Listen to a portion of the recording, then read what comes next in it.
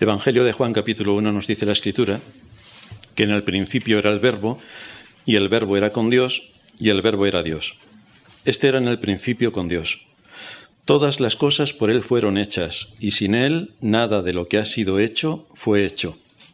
En Él estaba la vida, y la vida era la luz de los hombres. Y la luz brilla en las tinieblas, y las tinieblas no prevalecieron. Supongo que muchos pensáis que el día 1 de enero siempre ha sido el primer día del año. Esto lo saben los niños. Pero no fue así, no es así. Nuestro calendario actual es solar, pero sus orígenes se remontan al calendario lunar, como el que también tenía Israel en tiempos pasados. En la antigua Roma, el calendario tenía 10 meses, que eran Martius, dedicado a Marte. Voy a hablar en español porque no sé latín todavía, entonces, aunque puedo citar los meses del año en latín, pero es traducido al español. Esto era de broma. Martius, dedicado a Marte. Aprilis, del latín aperire, que es abrir por los brotes que las plantas llevan a cabo en abril. Maius, por la diosa Maya, que es la diosa de la fertilidad. Junios, por Juno, que es la diosa del matrimonio y la familia. Quintilis, el mes quinto. Sextilis, el mes sexto. September, el mes séptimo. October, el mes octavo. November, el mes noveno. Y December, el mes décimo. El año comenzaba el primer día de marzo, que correspondía al dios guerrero Marte. Esto era así porque en esas fechas se marcaba el inicio de las campañas militares. De hecho, en Israel ocurría exactamente lo mismo. En el segundo libro de Samuel, capítulo 11, se nos dice: aconteció al año siguiente, en el tiempo que salen los reyes a la guerra, que David envió a Joab, que era su general, y con él a sus siervos y a todo Israel, y destruyeron a los amonitas. Esto implica que cuando se acababa el invierno, que en nuestras latitudes europeas y del Mediterráneo es bastante frío, es cuando se iniciaban las campañas militares, cuando se acababa el invierno. Fue Julio César, en el año 45 a.C., que decidió reformar por completo el calendario y pasarlo de lunar a solar, que es como lo tenemos en nuestros días. Y encargó el trabajo al astrónomo Sosígenes. De acuerdo al año solar, Sosígenes ajustó la duración de los meses para fijar la duración total del año en 365 días con 25. Fijaos que pensamos que nosotros hoy hemos descubierto la rueda. Y resulta que en el siglo I a.C., Sosígenes ya descubrió que había 365 días que tardaba la Tierra en dar la vuelta alrededor del Sol con 25. Esto es increíble. Lo cual nos muestra que quizá los que nosotros creemos que no eran tan listos como nosotros son bastante más listos que nosotros.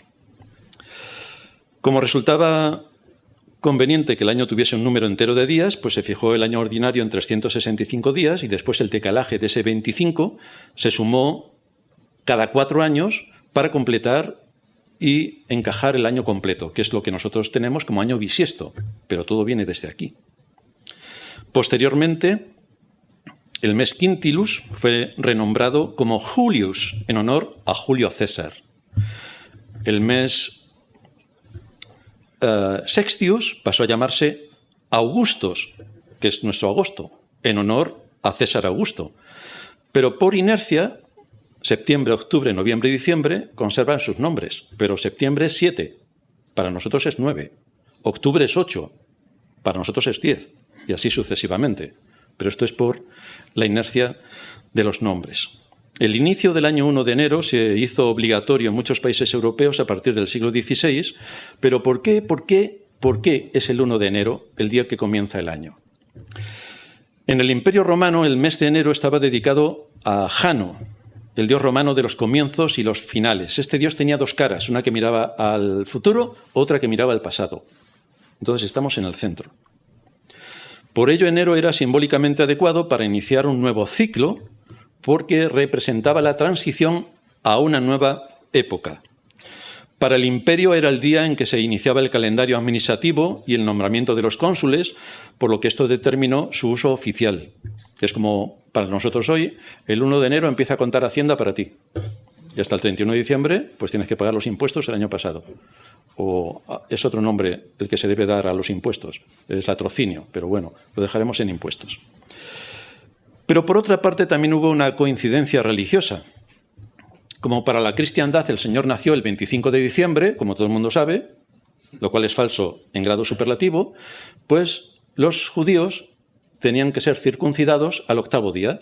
Así que empiezas a contar el 25 de diciembre como primer día, como hacían los judíos, y llegas al 1 de enero, que es el día de la circuncisión.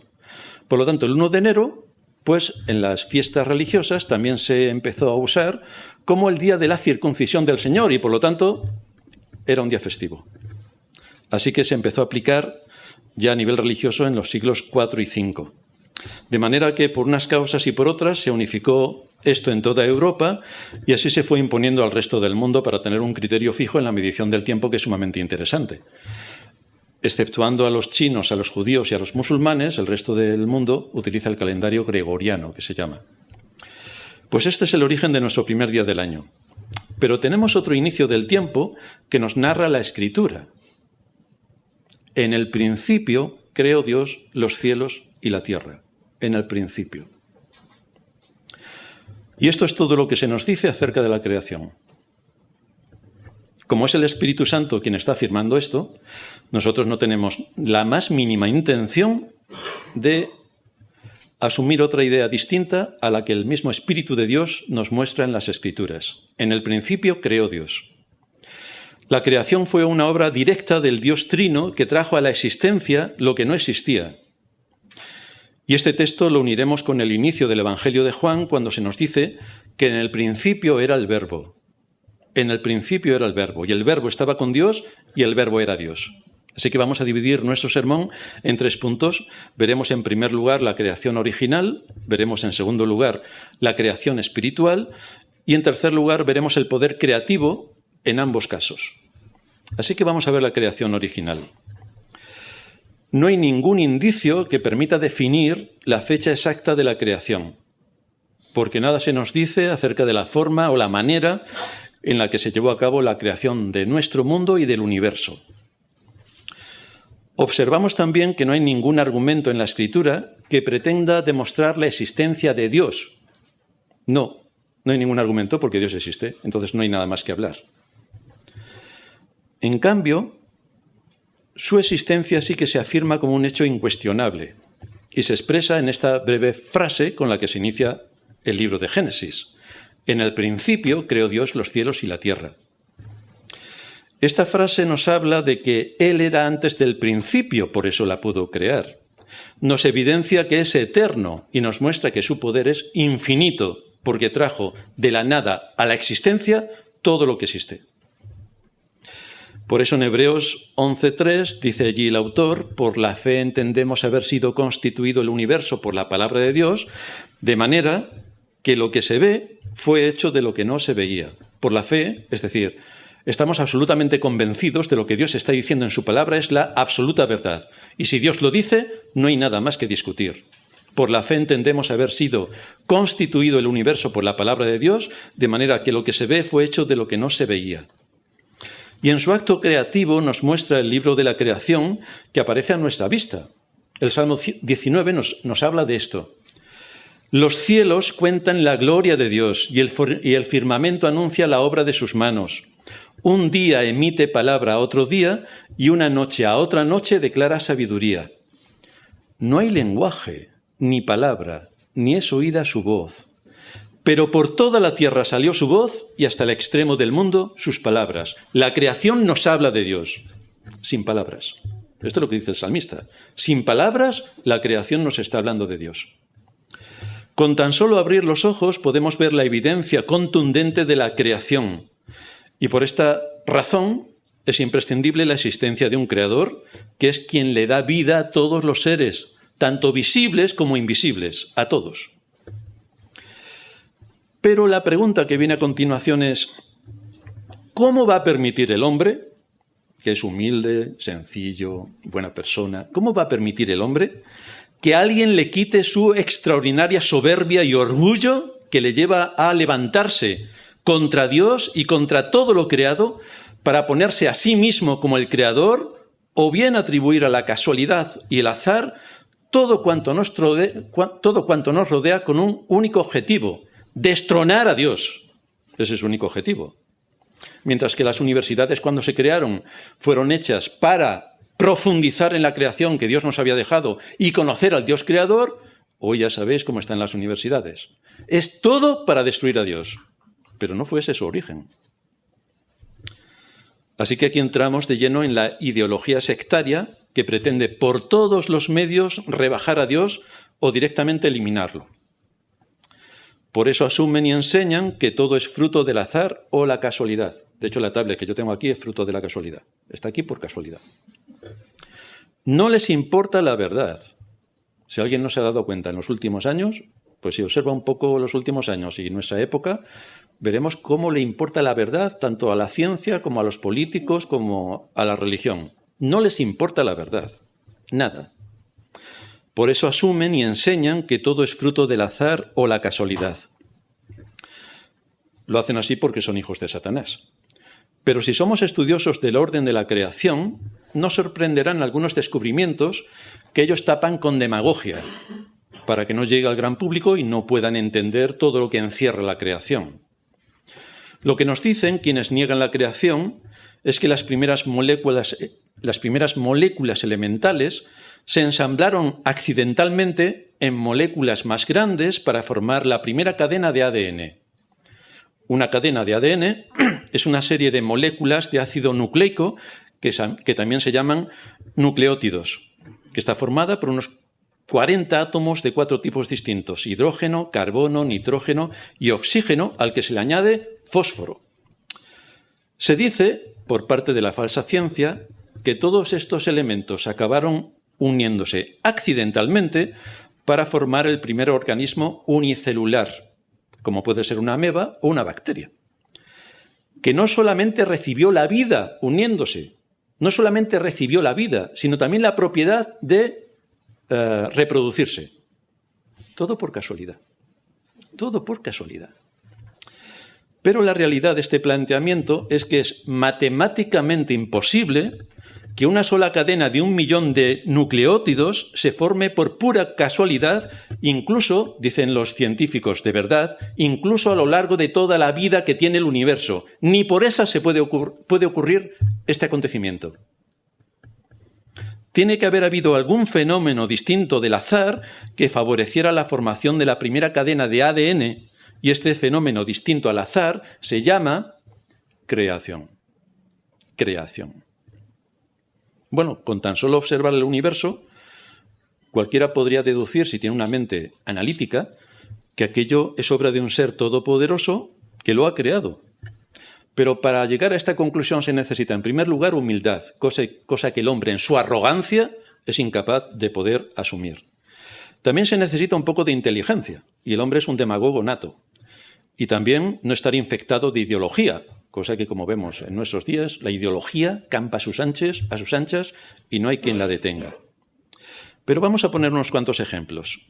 La muralla Sloan, quizá no lo hayáis visto ni oído nunca, pero lo podéis buscar en Internet. Es una pared galáctica gigante que tenemos en nuestro universo, que fue descubierta en el año 2003.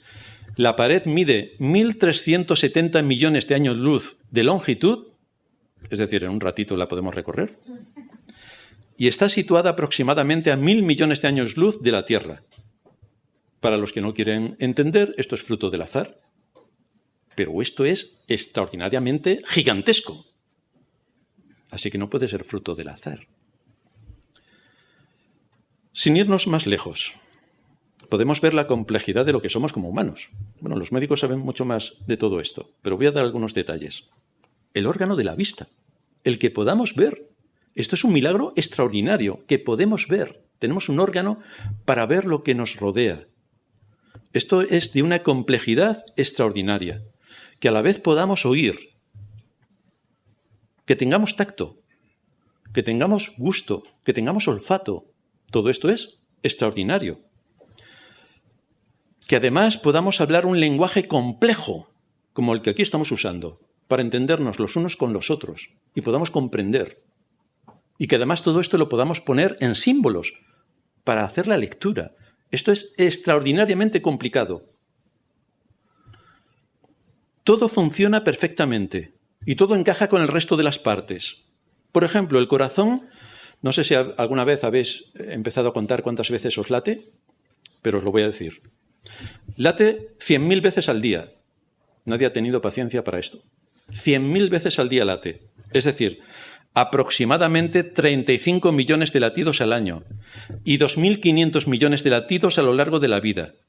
Con cada latido que se produce, el corazón bombea sangre a través de una enorme red de venas y arterias y lleva oxígeno y nutrientes esenciales a cada célula y al mismo tiempo elimina dióxido de carbono y otros desechos. La sangre que bombea el corazón recorre aproximadamente 19.000 kilómetros en un solo día, es decir, la mitad de la circunferencia de la Tierra. Todo por casualidad. ¿Realmente alguien puede creer que esto es una casualidad fruto del azar? Porque si lo piensa, lo hace por una cuestión ideológica, pero no por lógica. Es ideológico. Es decir, tenemos que quitarnos a Dios de todos los lugares. Por lo tanto, negamos su existencia.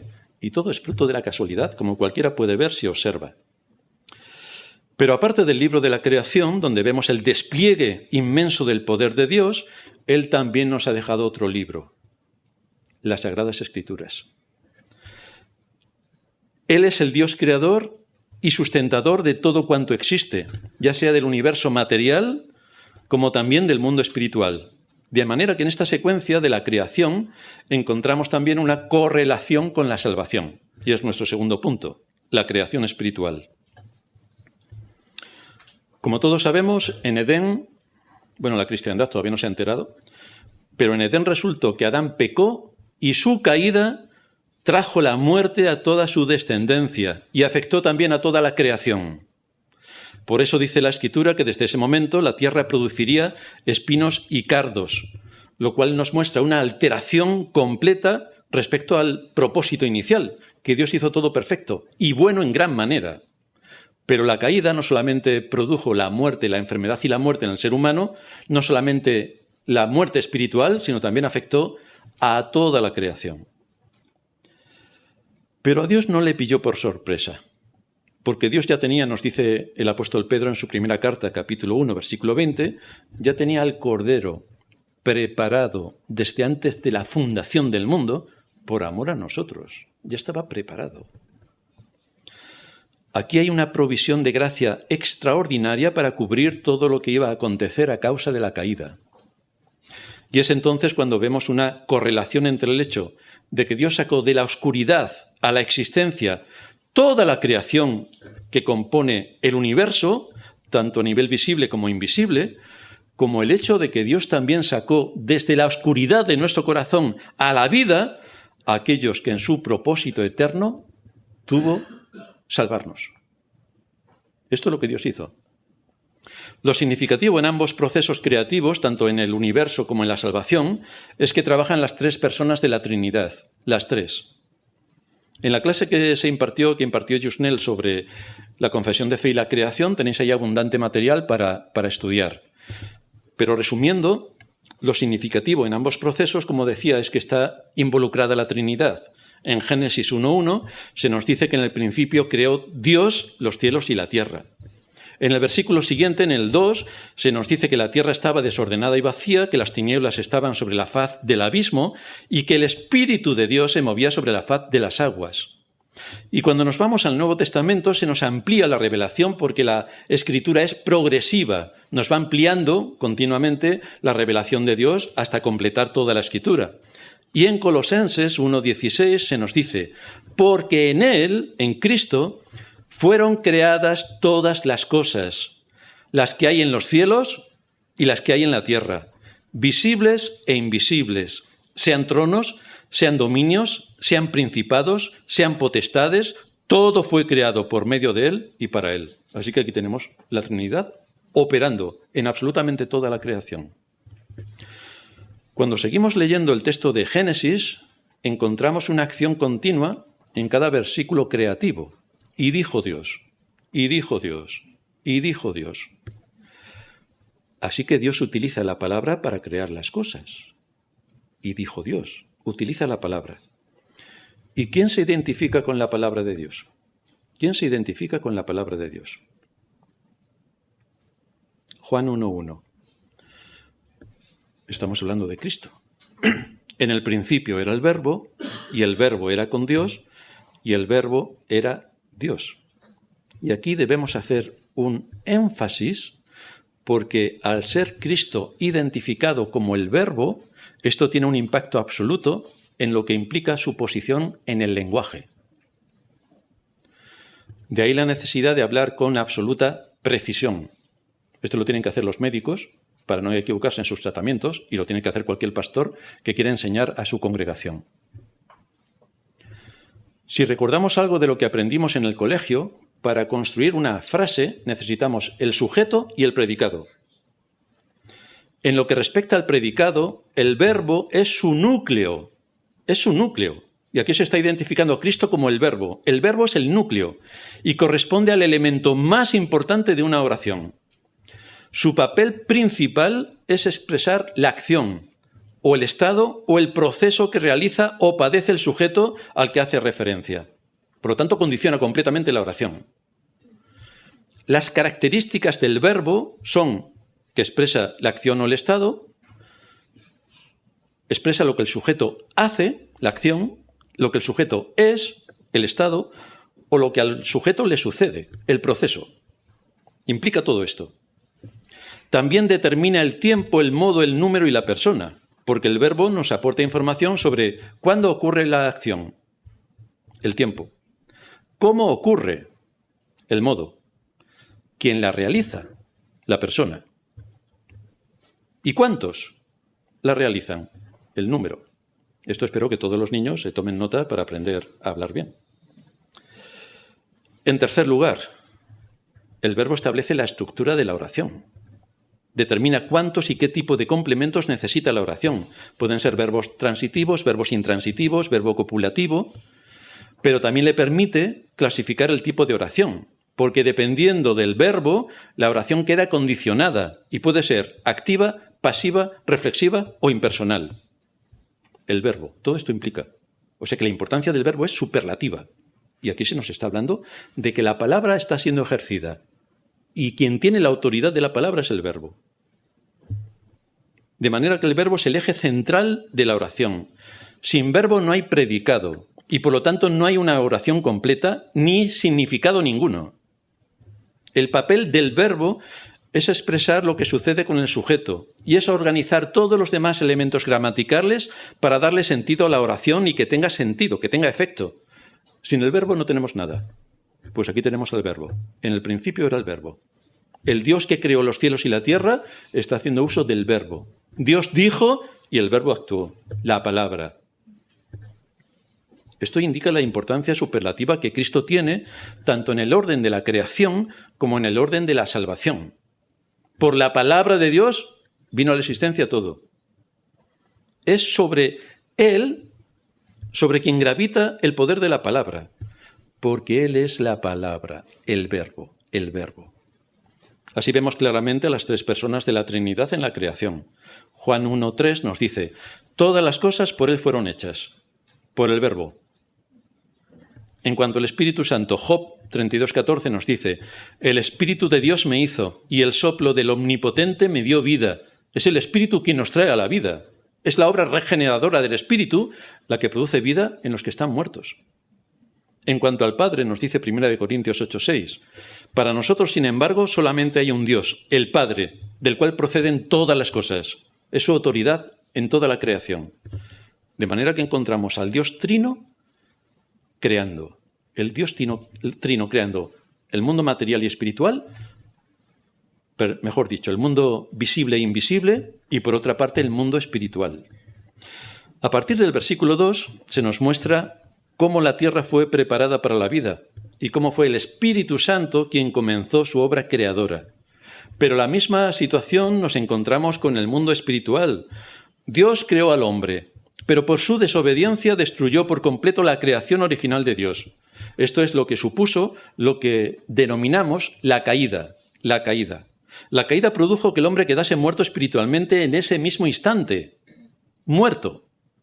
pero el alcance de su desobediencia le afecta a su estructura física, porque desde ese momento quedó expuesto a la secuencia temporal. Ahora el ser humano enferma y ahora el ser humano se muere, cosa que antes no pasaba. El hombre desobedeció a Dios y Dios le dijo: ten por seguro que el día que comieres de este árbol morirás, ten por seguro. Y efectivamente fue lo que ocurrió. Murió espiritualmente. Su cuerpo quedó afectado y su espíritu se murió.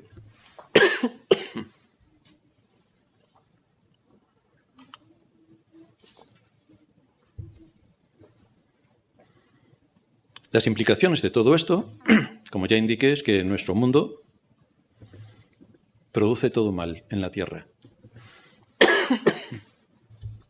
Y también un hecho incuestionable: toda la descendencia de Adán está corrompida. No es que vengan los niños buenos, inocentes, como dice la Iglesia Católica, y sin mancha, no, porque son hijos de Adán. Si pones un perro y una perra, ¿qué nacen? Perritos. Entonces, si coges a un ser humano corrupto y a una ser humano corrupta, ¿qué nacen? Un ser corrupto. Es bastante simple. La cristiandad todavía no se ha enterado, pero esperamos que si estudian un poco la Escritura lleguen a esta conclusión, que es bastante lógica. Para los que creen en el libre albedrío respecto a los temas trascendentales, tenemos que decirles que el único que tuvo libre albedrío fue Adán, que pudo escoger. Pero los que venimos después de Adán ya no podemos escoger, porque nacemos hijos de ira, lo mismo que los demás. De manera que a partir del momento de la caída, la naturaleza quedó condicionada al mal, porque los pensamientos de todo ser humano están corrompidos. Por causa de esa caída, la Escritura dice, en sus términos, que el ser humano está muerto en sus delitos y pecados, que es completamente incapaz de restaurarse a sí mismo para volver a su condición original. Ni puede ni quiere volver a Dios. Esto es algo que está fuera de su alcance, por causa de la condición en la que quedó tras la caída, que supuso que todos naciéramos muertos espiritualmente. La caída. Lo único que tiene el poder para restaurar al hombre a la vida es la palabra de Dios, cuando es tomada por el Espíritu Santo y aplicada al corazón de aquel a quien Dios ya ha llamado. Es esa palabra la que restauró el orden y la belleza dentro del desorden que había en la creación. Y de la misma manera, por medio del poder de la palabra de Dios, Él hace que todos aquellos que Dios Padre ya inscribió en el libro de la vida antes de la fundación del mundo, en un momento concreto de nuestra historia, el Espíritu Santo aplique esa palabra y nos traiga la vida. Y entonces oímos, entonces vemos, entonces comprendemos. Pero esta es una obra increíble del Espíritu Santo, que es quien opera esta nueva vida en aquellos que han sido llamados por Dios. Así que tenemos dos creaciones paralelas y dos restauraciones paralelas: la creación del mundo físico y la creación del mundo espiritual. ¿De dónde la saca Dios? De la oscuridad. ¿De dónde saca Dios la resurrección espiritual? De la oscuridad de nuestro corazón, que está completamente perdido. En tercer lugar, vamos a ver el poder creativo en ambos casos. En Juan 1 encontramos el principio, el verbo. Y Juan le atribuye tres elementos esenciales de divinidad que contiene el verbo, recordando la creación original y al creador. En primer lugar, habla de la eternidad absoluta de su ser, porque dice: en el principio era el verbo. En el principio. En el principio creó Dios los cielos y la tierra, en el principio. Pues en el principio ya estaba el verbo. En segundo lugar, nos habla de su personalidad distinta con el Padre. Y el verbo era con Dios. Por lo tanto, hay dos personas, el verbo y Dios. El verbo era con Dios. Y en tercer lugar, nos habla de la naturaleza y la esencia pura de la deidad. Y el verbo era Dios. El verbo era Dios. La frase no es: el verbo era el Dios, que aquí no sé cómo los rumanos, no los romanos, sino los rumanos, le ponen artículo cuando van a hablar de el Dios.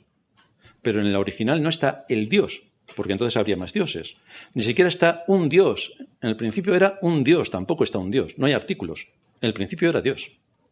Esto es importante. La naturaleza y la esencia eran la misma. Era Dios, no era un Dios, porque entonces habría 17 dioses y este era uno. Pero no es eso lo que dice el texto. era Dios. El segundo versículo resume y repite enfáticamente lo mismo. Este era en el principio con Dios.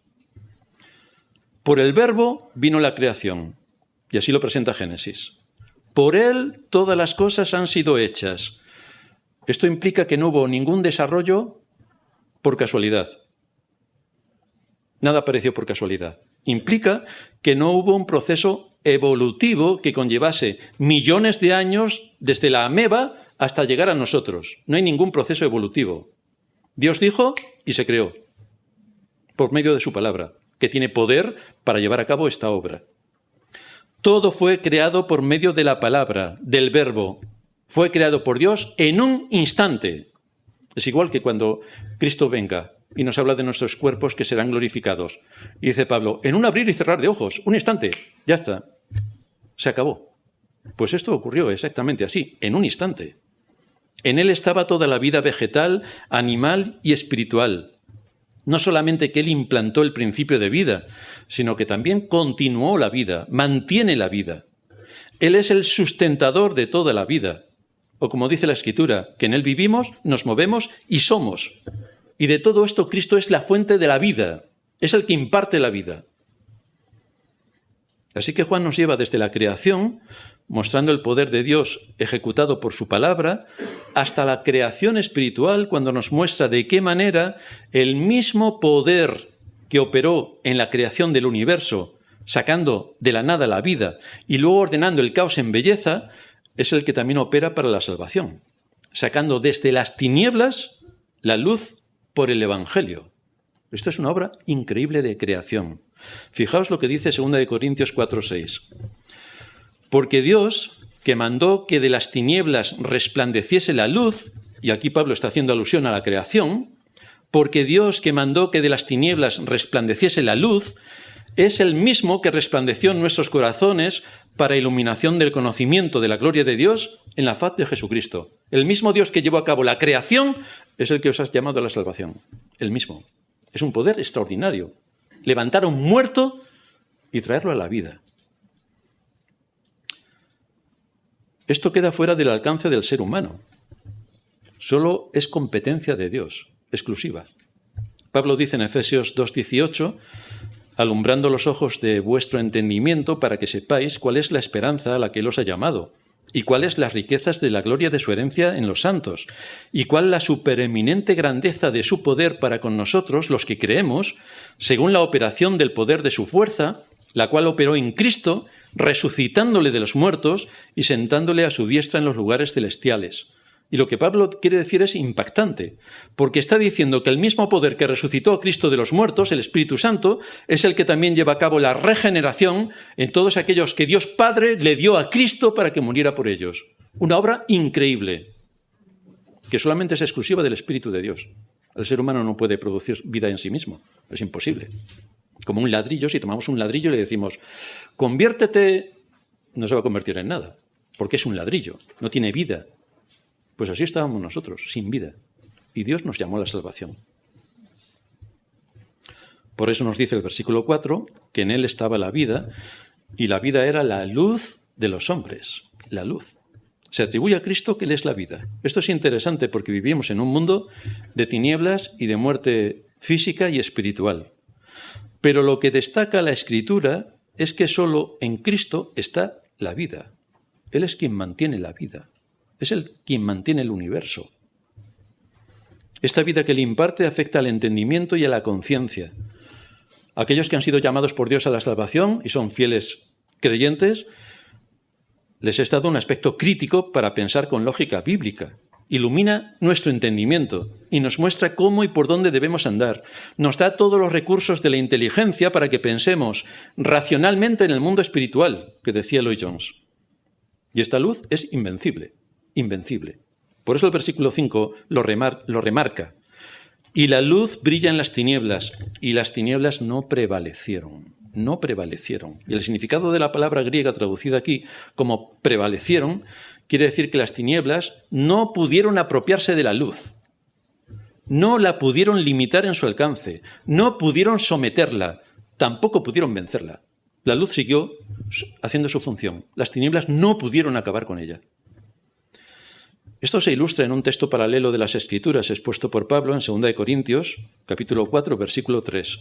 Y allí nos dice: si nuestro evangelio está aún encubierto, entre los que se pierden está encubierto, en los cuales el Dios de este siglo, y se refiere a Satanás, cegó el entendimiento de los incrédulos para que no les resplandezca la luz del evangelio de la gloria de Cristo, el cual es la imagen de Dios.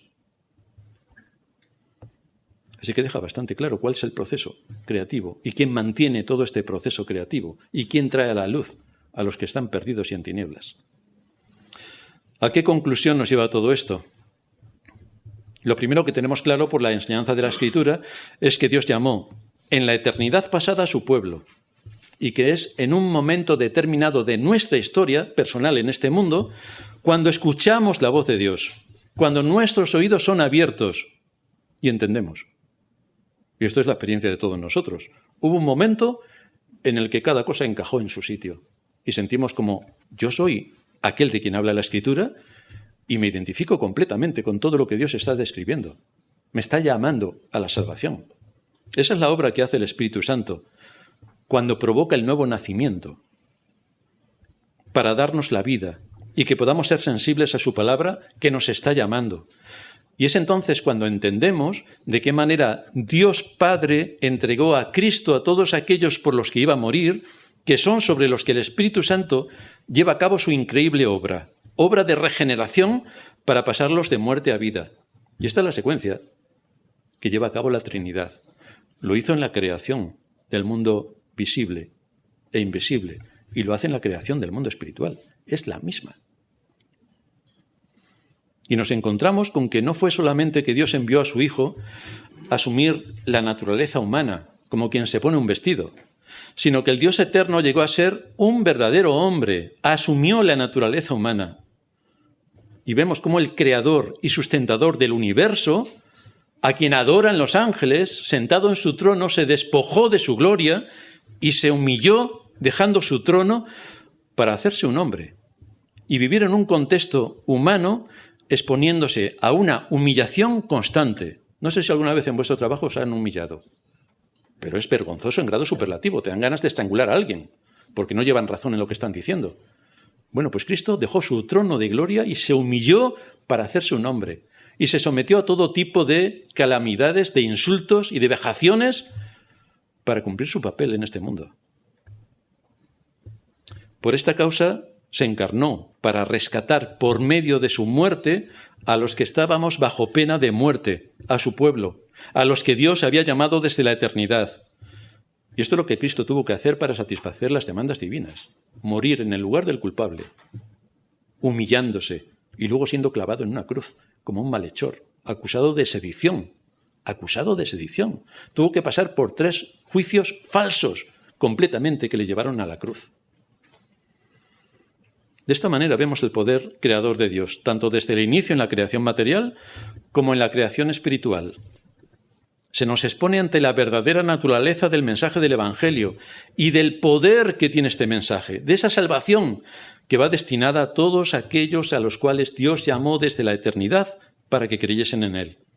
Cómo Dios los apartó desde el vientre de sus madres para entregarlos a Cristo, quien murió por ellos, y es a ellos a quienes el Espíritu Santo hace su poderosa obra, trayéndolos a la vida, repito, operando el nuevo nacimiento.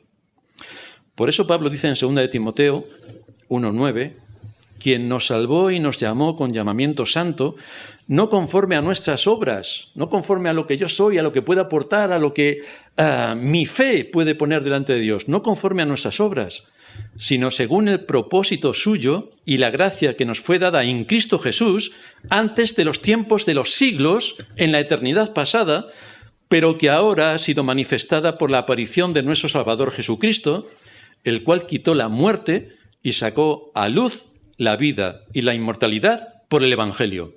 Esta es la palabra que predicamos, la palabra que tiene poder para traer a la vida a los que estábamos muertos. Y esa palabra sigue operando día tras día.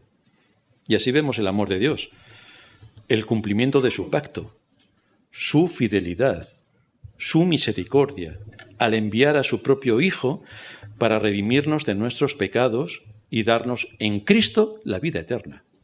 Esta es una obra de creación impactante, extraordinaria, incalculable. Pues este es el beneficio que tenemos por Cristo, por su palabra y por todo lo que llevó a cabo en la creación de este mundo y en la creación que nos trajo a la vida espiritual.